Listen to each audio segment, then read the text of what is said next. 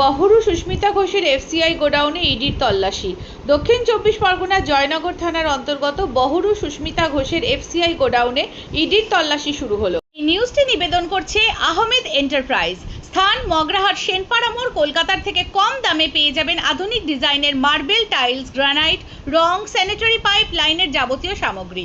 শীঘ্রই চলে আসুন, যোগাযোগ করুন এই নাম্বারে 9734016596 8926036616।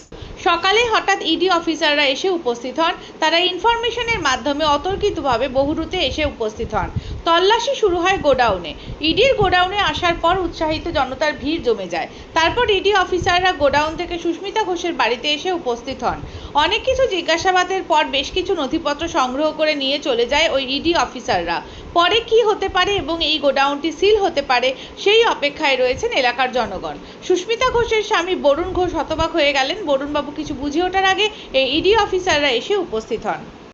এখানে এলো ইডি আধিকারিকরা কি কি তথ্য নিল, কি জিজ্ঞাসাবাদ করলো, পুনরায় কি আপনাকে জিজ্ঞাসাবাদের জন্য কি ডেকেছে? ভারতবর্ষের যে কোনো জায়গায় তো এনকোয়ারি যেতে পারে। এনকোয়ারি যাওয়া মানে আমার কাছে যা খবর আসছে বা আমি যা শুনছি, আমি যেন মনে হচ্ছে যেন আমি চুরি করেছি।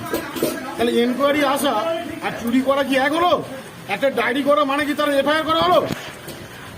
এটা কি হচ্ছে? এটা আমি একটা মানুষ, আমার ওয়াইফের ক্যান্সার, সেই অবস্থা আমি এসেছি এখানটায়, সেই সকালে এসেছি। আজকে ডায়েরি করা মানে এফআইআর নয়।